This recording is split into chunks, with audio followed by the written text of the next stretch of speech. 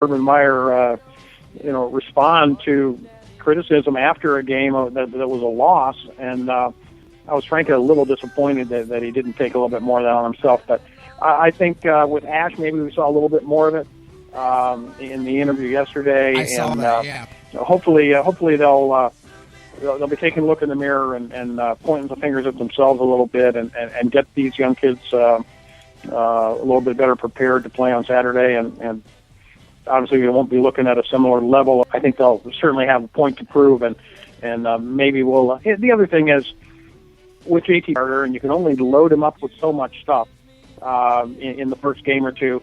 They're going to be adding plays to the playbook and wrinkles. It's a process. We understand that. We're not expecting Barrett to be the be all end all. I think they did a pretty good job in the Navy game of having him distribute the ball to other players. Much less so, I think, on Saturday against Virginia Tech. He was asked to do more. I mean, in the Urban Meyer system, the quarterback is the focal point. He's asked to be the man and direct everything and distribute and run the ball himself and make decisions on read options. And there's a lot that's asked of the quarterback in Meyer's system. And I think maybe we just had a little bit of overwhelming on Saturday night with confusion in the offensive line and with just, frankly, being outnumbered in terms of the number of people that were coming after J.T. Barrett versus what his options were on the field to deal with it as supplied by the coaches. Thinking back to our conversation on Monday, hopefully that Kent State defense cooperates a little more for the Buckeyes here this week, stops throwing that stuff at them that they're not ready for, and lets them go out there and do their thing. I got a kick out of that, yeah, man. You're right. That was one of the more bizarre comments that might isn't that the job of the defense is to not do what... Upset that the opponents, yeah, right. Upset that the opponents weren't cooperating with the kind of defense he wants to see. I've never heard that before, Dan. I don't think I've ever heard a coach say, well, these teams we're playing, they just haven't been cooperating on defense the way that's not. We're not quoting him there. I know. He was talking about we haven't faced a standard 4-3 defense yet. Wow, gee, you're not likely to either. I'm just saying, man. But at the end of the day, I saw a 0.5% chance being given to Kent State to win. Buckeyes 29-1 all time against MAC teams. But hey, 2011. Toledo, 27-22, narrowly gets defeated by the Buckeyes. I'm just saying, it could be a big angry blowout, but it could not be, too. I think it'll be closer than people think. We'll see, though. As I said, 29-1 against current MAC teams. Ohio State looking to keep that rolling. Dan, thank you so much for the preview. We'll come back on Monday. We'll talk about Buckeyes and Kent State here, and we will talk about the Browns and their latest. What do you got here? Saints at home. You think the Browns can the Browns right the ship at home without Ben Tate, without Jordan Cameron as well? I look for a good performance on Sunday. It would not surprise me at all to see a win for this team. Let's see if they can carry over from that second half in Pittsburgh. And, I watched the Saints Atlanta game last night. I have the NFL Rewind app and was able to watch a condensed game, every play of that Atlanta-New Orleans game. Brees had a big day. He's going to be a handful. Jeez. But, I like the Browns' chances at home, even though they've got a miserable track record in home openers. We'll find out whether we've got something different on our hands this year, whether we've got more of the same. But I do like our chances on Sunday. All right. Well, we're going to talk about it all on Monday. Dan, enjoy the weekend, enjoy the home opener, and we will catch up on Monday and talk some Buckeyes and some Browns and some Tribe. Oh, my. Thanks, Jay. I'll talk to you later.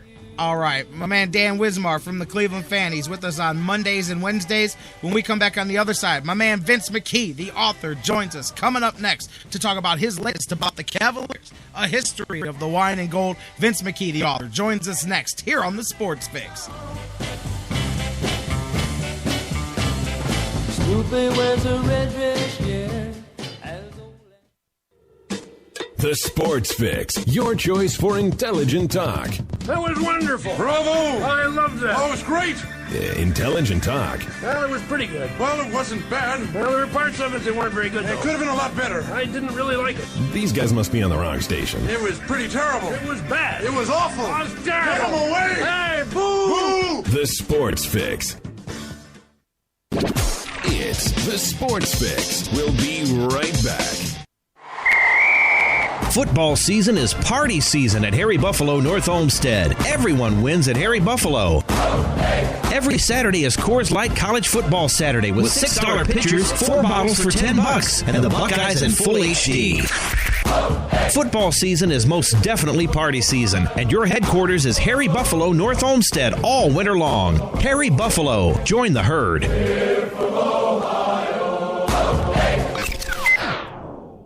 Incoming transmission.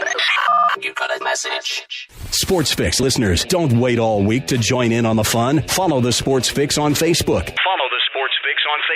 They love friends. It's just a click away. Exclusive contests, trivia, tickets, and giveaways from the hottest sports show in town, The Sports Fix. Become a friend and follow The Sports Fix on Facebook today. Message. Hey, everybody. Listen up. Listen up, guys. Hey, guys, listen up. No one should ever hit a woman. Not their wife, not their girlfriend, not their date. No woman should have to fear violence. Especially not from someone they know and trust. But that's the reality for too many women. We have to change it.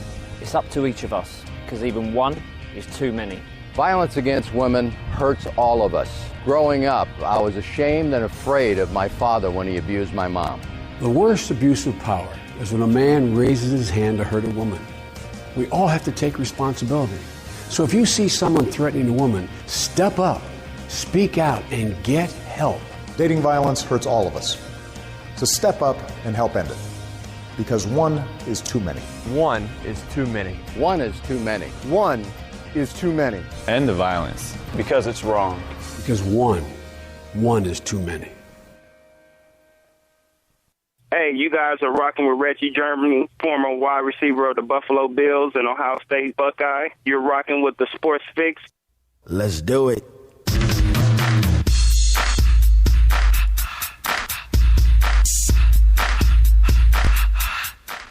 Well, welcome back to the Sports Fix live across the Sports Fix Radio Network. Just moments from now, going to the phones, my man Vince McKee, the author, going to join us, talk little Cavs. But, I get a kick out of hypocrisy in the media. Just allow me 1 second here. The headline here on ESPN, as I see during the break, the same news outlet, never forget what the E in ESPN stands for, but that vaunted outlet who can't tell you what Johnny Manziel had for breakfast fast enough on game day. They can't find enough stupid stories to waste your day with. But now they've decided that the video of Ray Rice should never be aired anymore, and they're now making a big soapbox moral stand that the video needs to stop being aired. Now let's forget the fact that nobody aired this video more in the last 72 hours than ESPN. But hey, they've decided that now it's time to. It must be stopped. I love it. I love soapbox people, man. Especially when they don't live there, when they don't stop by there, when they don't even visit there until it fits their needs, and then all of a sudden, yeah. But anyways, man, at least I draw lines in the sand and stick with them, man. But that's a trip. It's the big box on ESPN's site right now. Is we must stop airing this video. That poor woman's pain. Hey, I agree that she's a victim, but she sure wasn't talking about her pain yesterday. Well, she was talking about the pain that everybody else caused by, costing her husband his job. Shame on everybody who talked about it. It's their business. If she wants to be a human punching bag, it's okay, as long as he keeps getting that check from the Ravens. All right, ESPN, I'm going to get off my soapbox on you guys, and I'm going to talk to my main man, Vince the author. And he's got another one in the works here, coming out just in time for Cavaliers season. The history of the wine and gold. I told you guys, I've read this already. It is awesome. It is another well done. Each book that Vince does truly does get better and better, and this one no different from the opening cover to the back page. It is slickly produced. It's well written from cover to cover. Forwards by Austin Carr, Fred McLeod, Craig Elo's in there, Larry Nance, Mary Schmidt-Boyer from the Play Dealer. Let's talk to the man who put it all together, Vince McKee. My man, how you doing? Hey, Jerry. Thanks for having me on. Well, thanks for being here. How you doing today? Oh, doing Don't pretty sound good. so excited, man. Don't sound so excited to be promoting your book, man. I mean, I'm thrilled. Trust me, I got to tell you, this is always an honor. I always make sure the sports fix is always the first show I do. Well, man, I'm just giving you a hard time. I know. I was just going to say, I'm not a big fan of soap boxes, but I do like my cereal boxes. You know, Toucan Sam, that little cute little leprechaun guy, and, you know, John They're Cena always on the after me, cover, Lucky Charms. Yes, absolutely, man. You know, that guy, he's been protecting Lucky Charms for a long time. I'm with you, man. And that's always good. I wanted to get you on today specifically because I know you're on the cusp of your tour to begin promoting this book tomorrow, and we'll get into that. I see you've got a whole calendar of book signings already lined up for this, but let's talk a bit. For those of you guys that don't know, I've mentioned that Vince gets better and better. Each book to me just improves upon the one before. I go all the way back to the beginning with you to your first book, and you've done Hero, you've done Cleveland's Finest, you've done the history and tradition of Jacobs Field, and now once again with the Cavaliers and the history of the wine and gold. What led you to make your next project be a book about the Cavaliers? Because this was before LeBron when you started writing this, when he came back. So what led you to the Cavs being your next project?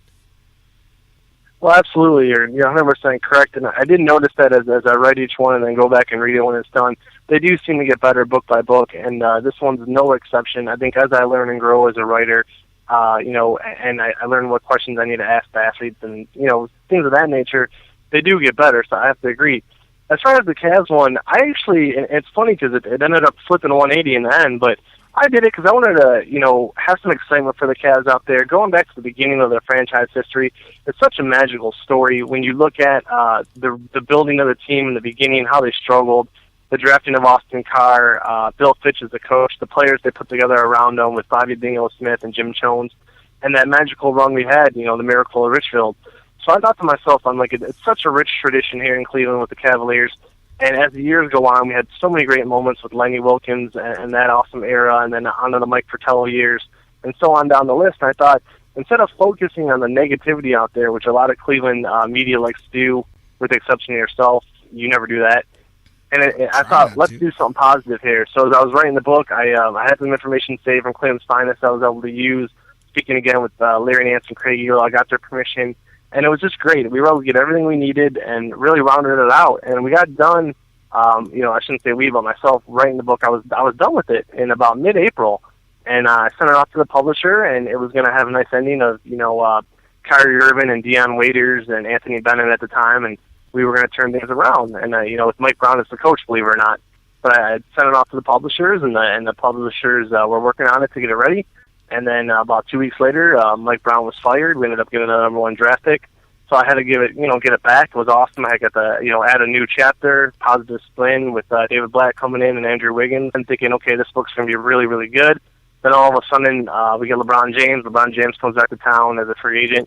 And it was just a fairy tale ending, Jerry. I couldn't have, when I started writing this book, I could never have dreamed of a more perfect ending than what happened. I don't know if it was fate, good luck, or what, but, they say timing is everything, and sure as heck was this time.